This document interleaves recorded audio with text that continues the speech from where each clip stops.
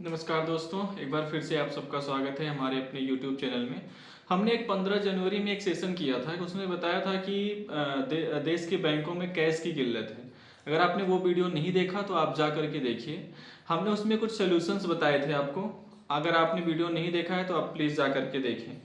तो हमने कुछ सोल्यूशंस बताए थे कि आरबीआई ने उससे निकलने के लिए क्या क्या किया है। अभी सोमवार को आरबीआई ने खुद से अनाउंस किया, ठीक है। आरबीआई ने मंडे को निकल कर कहा कि हम 1.5 लाख करोड़ रुपए का जो कैश है वो मनी मार्केट में इन्फ्यूज कर रहे हैं।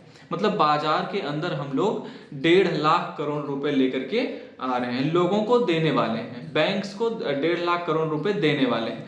ऐसे में बड़ा सवाल ये बना कि ऐसा ये क्या करने वाले हैं जिसके चलते ये बात निकल करके आ रही है। अच्छा, एक इंटरेस्टिंग बात यहाँ और समझिएगा कि पहले ही इकोनॉमिक्स की एक छोटी सी बैंकिंग की जानकारी हम डिस्कस कर लें। वो ये है कि अगर बैंक तक पैसा आसानी से सुलभ तरीके से पहुंचाना है तो आपको मैं बैंकिंग का कुछ बेसिक समझा ही देता हूं ताकि आप पूरे सेशन को ढंग से समझ पाएं। अक्सर मैं इस बात को समझाता हूं, फिर भी एक बार के लिए वापस से समझते हैं इस चीज को। देखिए, बैंक के लिए अक्सर मैं ये बात बोलता हूं कि अगर हम किसी कमर्शियल बैंक, अगर हम एसबीआई की बात कर लें जिससे आप और हम सीधा व्यापार करते हैं, एक व्यक्ति जिसको आपने एक्स नाम दिया, ये एक्स नाम का व्यक्ति और वाई नाम का व्यक्ति बैंक से दो तरीके से जुड़ा हुआ होता है। किस तरीके से जुड़ा हुआ होता है? एक्स नाम का व्यक्ति अपना धन बैंक में डिपॉजिट कराता है और इसके धन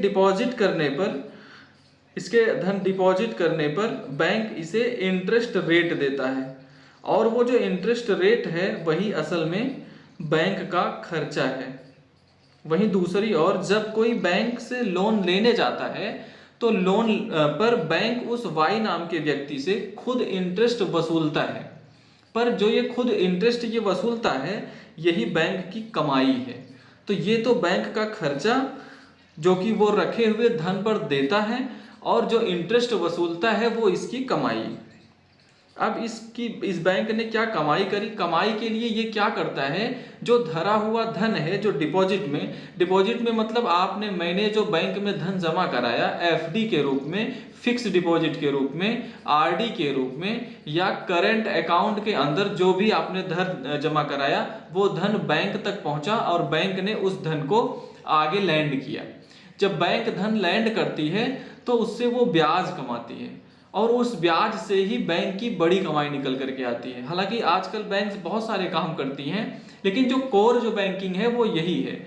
आज भी बैंकिंग यही है, लेकिन आजकल बैंकिंग तो एटीएम से करवा लेते हैं, जमा करना और विड्रॉल करना, लेकिन बाकी जो काम है आजकल बैंक उसमें ज़्यादा बिजी है। चाहे म्यूचुअल फंड बेचना हो, इंश्योरेंस बेचना हो, तमाम प्रकार के पेमेंट्स चलाना हो, आजकल बैंक्स उनमें बिजी हैं। खैर, फिलहाल के लिए जो बैंकिंग है वो ये है, क्योंकि यहाँ पर ज़्यादा इंटरेस्ट वसूला जाता है बैंक द्वारा, तो शुरुआत में बैंकों की कमाई यही होती थी।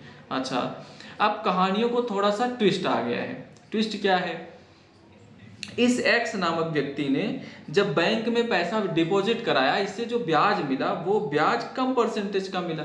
कम परसेंटेज का मतलब इसने एफडी कराई, एफडी पर बैंक 6 से 7% का जो है इंटरेस्ट देती है, 6 से 7% का ब्याज देती है। और मुसीबत क्या है कि इस 6 से 7% के ब्याज पर भी भारत सरकार अपनी टैक्स के अंदर, अगर वो मान लीजिए व्यक्ति 30% टैक्स स्लैब में आ रहा है तो ब्याज पर वो उतना ही टैक्स काट लेती है।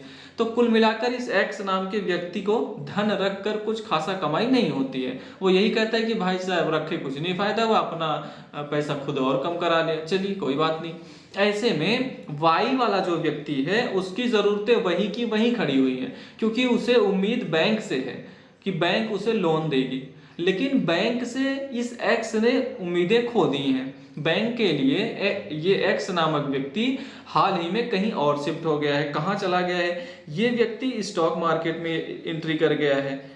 ये स्टॉक मार्केट में क्यों एंट्री कर गया है? स्टॉक मार्केट के अंदर या तो कोई व्यक्ति अपना पोर्टफोलियो बना करके चल रहा है, म्यूचुअल फंड्स के लिए चल रहा है, ट्रेड में चल रहा है, जिस तरीके का भारत का बाजार ग्रो कर रहा है, उस भारत के बाजार के ग्रो करने से एवरेज जो स्टॉक मार्केट से जब आप जाएंगे, म्यूचुअल फंड्स के बारे में आप जानकारी लेने जाएंगे, तो कोई भी म्यूचुअल फंड विक्रेता आपसे कहेगा कि चिंता मत करो, बहुत आराम से 12% का रिटर्न हम तुम्हें दिला देंगे। और उसके पीछे उसका तर्क होता है कि आप जाइए और पिछले बाजार को उठा करके देखिए कि जब से शेयर बाजार का इंसेप्शन हुआ है, जब से स्टॉक मार्केट बना है, तब से लेकर अब तक पैसा जो है यहां से यहां पहुंच गया है। साल का जो एवरेज है ना, वो इतना निकल करके आता है। तो हम फ्यूचर की गारंटी नहीं देते, टेक्निकल एनालिसिस करके देखो पिछले रिपोर्ट का। ये रिपोर्ट कार्ड है भारत का, भारत डेवलपिंग इकोनॉमी है, अभी तो और आगे जाएगा, और आप आसानी से कन्विंस हो जाते हैं। तो इस व्यक्ति ने धन जमा कराने के लिए तो जमा से मतलब इन्वेस्टमेंट की जो है जगह ढूंढ ली, शेयर बाजार, उसमें म्यूचुअल फंड या तमाम चीजें हैं। लेकिन जो ये वाई नाम का व्यक्ति है, इसकी जरूरतें वहीं खड़ी थी, क्योंकि शेयर बाजार पैसे उधार नहीं देता, तो बाजार उधार नहीं देता, तो वाई की जरूरतें वहीं की वहीं हैं। क्योंकि वाई को कार खरीदनी है, घर बनाना है, वाई को पढ़ाई करनी है ना, तो इसके जितने भी खर्चे हैं वो वहीं पर खड़े हुए हैं। इसका पर्सनल लोन लेना है, ये बेचारा बैंक के पास उसी उम्मीद से खड़ा है। तो कैश की जरूरत तो खड़ी है अभी इसके पास, लेकिन कैश आ नहीं रहा है। बैंक को एक बहुत बड़ा जो कारण है वो ये मिला। एक दूसरा भी कारण मिला कि बैंक में लोगों का ट्रस्ट भी थोड़ा थोड़ा कम होने लगा कि यार तुमको पैसा देंगे, इससे अच्छा जमीन में लगा देते हैं, सोना खरीद लेते हैं। स्टॉक मार्केट में भी नहीं लगाएंगे, सोना खरीद लेंगे, जमीन खरीद लेंगे, है कि नहीं? तो कोई बात नहीं है, हम गोल्ड खरीद के रख लेंगे। लोगों ने तमाम तरीके के इन्वेस्टमेंट के मॉडल निकाल लिए कि बैंक भाई तुम हमारे लिए सूट नहीं कर रहे हो, चलिए कोई बात नहीं साहब। आपको मालूम होगा कि 10 करोड़ से ज्यादा डिमेट अकाउंट खुले हैं, तो निश्चित ही लोगों के अब आयाम बदल चुके हैं। तो चलिए अब इस एसबीआई की हालत सोचिए, मांगने वाले ज्यादा खड़े हैं, जमा कराने वाले हैं नहीं, तो पैसे की जरूरत तो पड़ेगी ही। तो पैसे की जरूरत पड़ेगी, जैसे एक्स और वाई अब हम लोग हैं, वैसे ही इस एसबीआई के लिए आरबीआई जो है ना वो बैंक है। मतलब जैसे हमारे लिए बैंक एचडीएफसी, आईसीआईसीआई, ये हमारे लिए कॉमर्शियल बैंक है, ऐसे ही बैंकों के लिए बैंक जो है वो आरबीआई है। साहब ये लोग पहुंचे इनके पास कि सर हमें पैसा चाहिए। आरबीआई ने कहा कि पैसा चाहिए, तो पैसा क्यों दूं मैं आपको? बोले सर ब्याज ले लो और ब्याज पर पैसा दे दो। तो आरबीआई एसबीआई को किस तरह पैसा दे सकती है? उनमें पहला जो तरीका है ब्याज पर पैसा उपलब्ध कराना। एसबीआई आरबीआई को आरबीआई एसबीआई को जो पैसा उपलब्ध कराए, उस उपलब्ध कराने पर जो ब्याज वसूलती है उसे रेपो रेट कहते हैं। मतलब आप लोगों को मैं दे तो रही हूं पैसे, आरबीआई बोल रही है भाई साहब पैसे तो दे रही हूं मैं, लेकिन इस पर मैं ब्याज वसूलूंगी। तो ये बोले भाई साहब वसूल लो, लेकिन पैसा चाहिए। तो पहला तो आरबीआई इस बात के लिए तैयार हो। अब क्या है, रेपो रेट पर धन दे करके ब्याज दे देंगे कि एक बड़ी दिक्कत है। कल को मान लो ये जो बैंक है यही फरार हो जाए।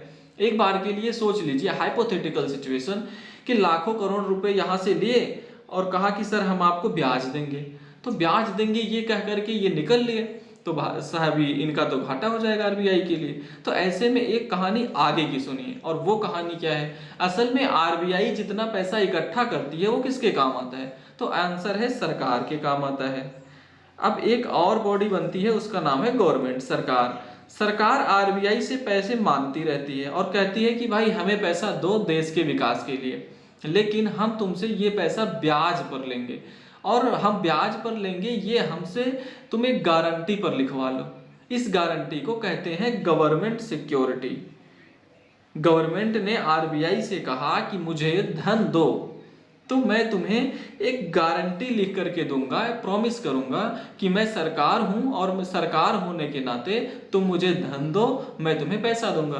तो आरबीआई भी चालाक है, आरबीआई कहती है कि सर धन तो दे देंगे, लेकिन हमारा काम तो बैंक की तरह चलना है। तो आप हमें ये बताइए कि गवर्नमेंट सिक्योरिटी, ये तो सत्य है कि आप भागोगे नहीं, आप भागे तो फिर देश का क्या लॉजिक है, लेकिन हम आपको पैसा दें, आप बदले में हमें क्या मिलेगा? तो भारत सरकार गवर्नमेंट सिक्योरिटी पर ब्याज देती है कि मैं तुम्हें 5%, 7%, 8% का रिटर्न कन्फर्म दूंगा।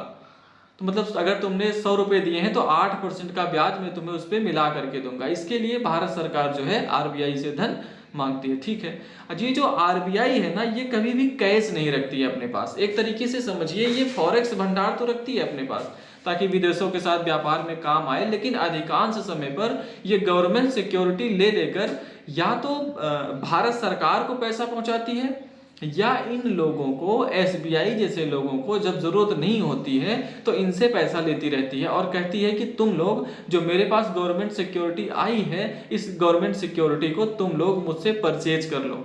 तो एक प्रकार से ये समझो कि आरबीआई और एसबीआई के बीच में जो सामान्य दिनों पर रिश्ता होता है वो कैसा होता है। सामान्य दिनों पर रिश्ता ये होता है कि एसबीआई से कहा जाता है कि एसबीआई, अगर तुम्हारे पास धन है तो तुम मुझे धन दो और मैं तुम्हें उसके एवज में गवर्नमेंट सिक्योरिटी दूंगा। एसबीआई कहती है कि सर, जो आपको भारत सरकार ने दी थी वही वाली दोगे क्या? बोले वही वाली दूंगा। तो ऐसे में आरबीआई एसबीआई को वो चीज टिका के एसबीआई से पैसा लेती है और आरबीआई इस पैसे को टिका देती है भारत सरकार को। बात समझ में आ गई? ये जो गवर्नमेंट सिक्योरिटी का लेन देन है, अगर इसको आपने ध्यान से देखा तो धन तो चला गया आरबीआई के पास और गवर्नमेंट सिक्योरिटी एसबीआई के पास। अब आपके दिमाग में एक प्रश्न बनेगा कि वो प्रश्न होगा कि ये गवर्नमेंट सिक्योरिटी एसबीआई पागल है क्या जो खरीदती है? भाई पागल नहीं है, एसबीआई बहुत समझदार है। वो कहती है कि जब आरबीआई ने ट्रस्ट कर रखा है भारत सरकार पर तो हम क्यों ना करें, नंबर एक। दूसरा, ब्याज तो मिल ही रहा है, तो बैंक को पैसा अगर कहीं सेफ रखना है तो भारत सरकार से अच्छा क्या हो सकता है? ये तो डेट बॉन्ड है ना, इसमें तो पैसा गारंटेड मिलने वाला है। तो ये एसबीआई गवर्नमेंट सिक्योरिटी खरीदती ही है। तो मैंने आपसे जो यहाँ पर एक लाइन कही कि बैंक को, एसबीआई को अगर पैसे की जरूरत है तो अब इस घटना को रिवर्स में सोचो। अभी तो आरबीआई ने धन लिया था, गवर्नमेंट सिक्योरिटी इधर दी थी। अब उल्टा बोल रहा हूं मैं। उल्टा क्या? उल्टा ये है कि यदि आरबीआई को धन की जरूरत नहीं है, एसबीआई को धन की जरूरत हो तो क्या होगा? तो होगा ये कि ये गवर्नमेंट सिक्योरिटी आरबीआई वापस लेगी और एसबीआई को धन लौटाएगी। एक बार के लिए इस बात पर थम्स अप कर दीजिए कि आपको ये बात समझ में आई अथवा नहीं। दोबारा से सुनिए। सामान्य दिनों पर एसबीआई अपने पास जब रोकड़ा होता है, गवर्नमेंट सिक्योरिटी रख के अपना पैसा आरबीआई को दे देती है, ये रखो, आप जानो, आपका काम जाने। वहीं और दिनों में क्या होता है? अच्छा, कॉमन सेंस लगाइए कि आरबीआई गवर्नमेंट सिक्योरिटी इसको दे करके फिर ब्याज भी देगी, ले बेटा ब्याज ले। तो ये जो ब्याज देने की कहानी चल रही है, वहीं पर जब एसबीआई को पैसे की जरूरत पड़ेगी तो एसबीआई को पैसे की जरूरत पड़ेगी तो आरबीआई फिर इससे ब्याज वसूलती है कि लाओ भैया ब्याज दो तुम मुझे, और सुनो जो गवर्नमेंट सिक्योरिटी लिए थे वो वापस हमको दो गारंटी में। तो यहाँ पर गवर्नमेंट सिक्योरिटी के एवज में सारा लेन देन होता रहता है। तो अगर मैं आपसे ये एक लाइन में कहूँ, क्या कहूँ कि अगर आरबीआई गवर्नमेंट सिक्योरिटी परचेज कर रही है, इसका अर्थ क्या निकलना चाहिए? इसका अर्थ ये निकलना चाहिए कि आरबीआई एसबीआई जैसी जो कॉमर्शियल बैंक हैं इनको धन दे रही हैं। ठीक है, अगर मैं आपसे ये कहूं कि इस पूरे घटनाक्रम में आरबीआई गवर्नमेंट सिक्योरिटी परचेज कर रही है, इसका मतलब क्या है? इसका मतलब ये है कि आपके आने वाले समय में कॉमर्शियल बैंक को पैसा मिलने वाला है। एक कॉन्सेप्ट क्लियर हो गया? तो अभी जो मैंने आपसे न्यूज सुनाई कि आरबीआई 1.5 लाख करोड़ रुपए बैंकों को दे रही है, उनमें से 60,000 करोड़ की वो गवर्नमेंट सिक्योरिटीज खरीद रही है। जिसका अर्थ क्या हुआ? जिसका अर्थ हुआ कि वो 60,000 करोड़ बैंकों को कैश दे रही है, ये पकड़ो और मेरी गवर्नमेंट सिक्योरिटी मुझे वापस दे दो। अब आपके दिमाग में दूसरा प्रश्न आएगा कि सर आरबीआई ने गवर्नमेंट सिक्योरिटी ले ली, अब आरबीआई क्या करेगी इसका? आरबीआई सरकार पर प्रेशर बढ़ाएगी। सर वो जो आपने कहा था ना कि मेरा पैसा मुझे वापस मिल जाएगा, मुझे पैसा दे दो। सरकार ने कहा कि हे बंधु, मैं तो पहले से ही तुम्हारे कर्ज में चल रहा हूं क्योंकि मैंने तुमसे डोमेस्टिक डेट लिया हुआ है। भारत सरकार ने आरबीआई से अगर उधार लिया हुआ है तो वो घरेलू कर्ज के रूप में कंसीडर होता है। तो बोले मैं भी चाहता हूं कि मैं इस डेट से मुक्ति पाऊं, तो एक काम करो, भारत सरकार ने आरबीआई से कहा कि एक काम करो भाई कि मेरी से गवर्नमेंट सिक्योरिटी मुझे वापस दे दो और मैं तुम्हें तुम्हारा धन वापस लौटा देता हूं। अब आपके दिमाग में एक प्रश्न और आएगा कि भारत सरकार के पास पैसा कहां से आता है? आप और हम है ना कमाने के लिए। भारत सरकार पैसा कमाती है कर से, टैक्स से। वो कर कौन से हैं? प्रत्यक्ष और अप्रत्यक्ष कर, इनडायरेक्ट और डायरेक्ट टैक्स।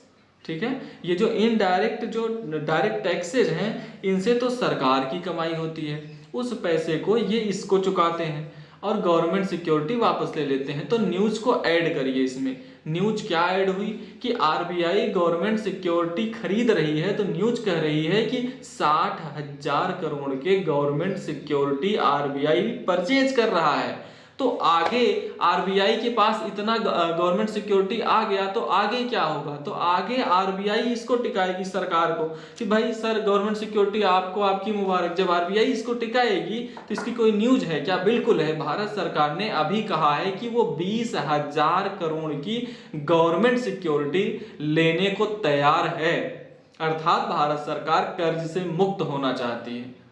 असल में वो कर्ज से मुक्त होना नहीं चाहती, ये तो केवल मार्केटिंग स्टंट है कि हम कर्ज से मुक्त होना चाहते हैं। असली खेला कहाँ फंसा था? बैंकों के पास कैश नहीं था। कैश नहीं था तो कैश पहुंचाने के लिए गवर्नमेंट सिक्योरिटी वापस रिटर्न करनी पड़ी, उसकी एवज में ये वाला रोकड़ा घूम करके यहाँ आया। अगर आप इस बात को समझ पाए हो तो थम्स अप करें, वीडियो को लाइक करके जो है बताएं कि हाँ समझ में आ गया। ठीक है, ठीक है, गवर्नमेंट सिक्योरिटी की बात समझ में आ गई। आरबीआई ने क्या किया? कैश जुटाने के लिए 60,000 करोड़ का कैश जुटा लिया। एक और काम किया आरबीआई ने, क्या किया कि बोले ये तो ठीक है, ये हम एक काम और करते हैं। वो क्या है? आरबीआई को पता है कि इसके पास में विदेशी मुद्रा का भंडार है और बड़ी मात्रा में जो इसके पास फॉरेक्स हैं। आपको पता होगा लगभग 650 बिलियन डॉलर का जो है हमारे पास बिलियन डॉलर फॉरेक्स है। उसमें से आरबीआई ने डिसाइड किया कि वो 5 बिलियन डॉलर का जो फॉरेक्स है उस फॉरेक्स में डॉलर्स जो हैं उनका करेंसी स्वैप एग्रीमेंट करेगी। अब ये क्या होता है sir? Currency swap agreement. Currency swap में क्या होता है? करेंसी स्वैप में ये है कि अभी हमारे पास डॉलर है। देखिए एक बात समझिए कि लगातार रुपया डॉलर के मुकाबले कमजोर होता जा रहा है। ऐसे में आप एक तो तरीका अपनाएं कि डॉलर बेचकर और रुपया कमा लें। एक इस तरह से डॉलर बेचें कि देख भाई कि मैं साल भर के लिए डॉलर बेच रहा हूं, लेकिन मेरे डॉलर मुझे वापस दे देना, मैं ब्याज दूंगा इन डॉलर्स पर। फिलहाल के लिए जैसे आसान भाषा में समझते हैं कि आपके घर में गोल्ड है लेकिन आपको पैसे की जरूरत है।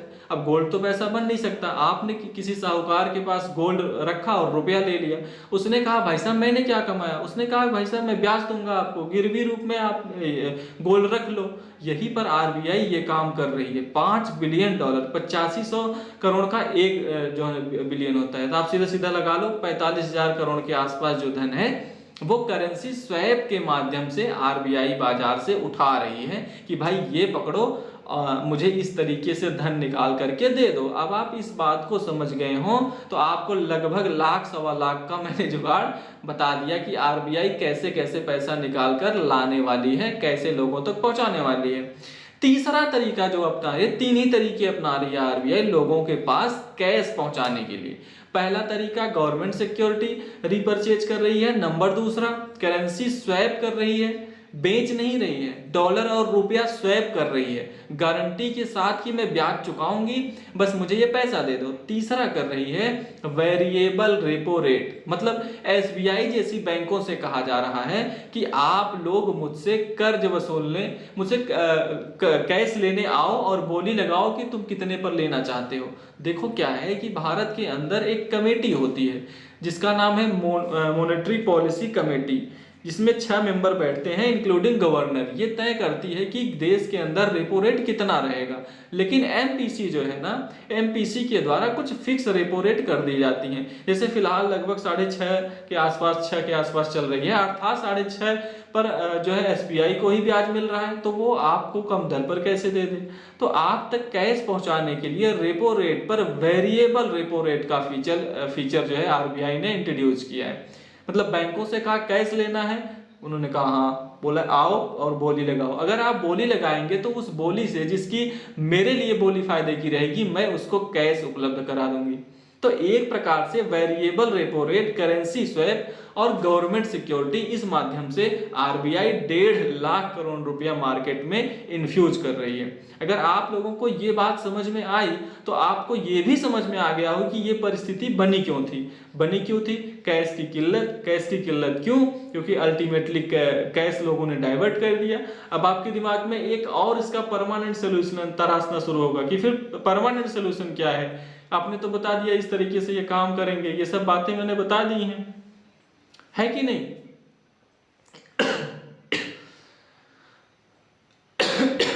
अब फिर एक दिमाग में आपके एक प्रश्न बनने लगेगा कि ये परमानेंट समाधान तो नहीं हुआ, क्योंकि लोगों की हरकत तो अभी भी नहीं बदली। हरकत नहीं बदली से क्या मतलब है कि लोग तो अभी भी स्टॉक मार्केट में पैसा लगाएंगे, लोग अभी भी हो सकता है कि गोल्ड में, हो सकता है जमीन में पैसा लगाएं। आज की प्रॉब्लम दूर हुई है, बाद की प्रॉब्लम थोड़ी ना दूर हुई। अच्छा, तो इसका समाधान क्या है वो सुन लो। असल मायने में ये जो आज की दिक्कत दूर हुई है, आने वाले बजट से अपेक्षा है कि एफडी पर जो इंटरेस्ट मिल रहा है, देखो सरकार को ये समझ में आ चुका है कि भाई सरकार की जेब से 20,000 करोड़ तो सीधे सीधे जा चुके हैं। तो सरकार को ये समझ में आ गया है कि यार मैंने अगर इन लोगों के साथ में एफडी वाला लफड़ा हटाया नहीं तो दिक्कत हो जाएगी। तो बैंकों में लोग एफडी जमा कराने आए, इसको बढ़ावा देना है। तो मैंने आपको क्या बताई थी, एफडी पर मिलने वाला ब्याज आपकी इनकम कैटेगरी में लैंड करता है। तो आने वाले समय में ये मान कर चलना, हो सके तो रिकॉर्ड कर लेना मेरी इस बात को, जल्दी ही जब बजट आएगा, अपेक्षा इस बात की बहुत ज्यादा है, अगर नहीं करती है तो सरकार की ये बड़ी गलतियों में शामिल होगा। एफडी पर मिलने वाला जो ब्याज है, उस ब्याज को सरकार टैक्स स्लैब में ना डालकर राउंड फिगर में कर सकती है। आप जिस टैक्स स्लैब में फरते हो उतना ना डालकर इतने से इतना पर इतने ही ब्याज लगेगा, फिर चाहे आप किसी भी टैक्स स्लैब में हो। तो हो सकता है लोग फिर एफडी पर इंटरेस्ट रखने लगे, लोग एफडी जमा कराने लगे। दूसरा, स्टॉक मार्केट में इन्वेस्टमेंट को या फिर स्टॉक मार्केट से मिलने वाले रिटर्न्स पर कैपिटल गेन बढ़ा दे। जैसे ऑलरेडी अभी शॉर्ट टर्म कैपिटल गेन और लॉन्ग टर्म कैपिटल गेन पर सरकार ने इंटरेस्ट बढ़ाया हुआ है, सो दैट लोग स्टॉक मार्केट की जगह बैंकिंग सिस्टम की तरफ बढ़ें। मजबूरी यही है कि स्टॉक मार्केट भी भारत का है और बैंकिंग भी भारत का है, और सबका साथ रखना ही सरकार की सबसे बड़ी चुनौती है। तो देखना होगा कि आने वाले समय में क्या होता है। अगर आपको ये सारी बातें सुनकर मजा आया, समझ में आया, तो ये पूरी एक अर्थशास्त्र थी, इकोनॉमी थी। अगर आपको इस बात को और डिटेल में समझना है कि बैंक कैसे चलती है, बैंकिंग किस तरीके से काम करती है, मॉनेटरी पॉलिसी कमेटी कैसे काम करती है, इसके बारे में अगर जानना है तो तैयार हो जाइए। हम जल्दी ही एक इकोनॉमी पर डेडिकेटेड पूरा हम एक सिस्टम लेकर के आ रहे हैं, क्योंकि बजट आ रहा है इसके चलते। तो बजट से पहले इसके ये चीजें आपको समझ में आए तो बेहतर होंगी। बने रहिएगा, जल्दी ही हम वीडियो को लेकर के अनाउंसमेंट आपके साथ कर देंगे। तो अगर आपको जानकारी पसंद आई हो तो साथियों के साथ साझा करें। फिलहाल के लिए इतना ही, अपना ख्याल रखें और चैनल को सब्सक्राइब करें, लाइक करें। धन्यवाद।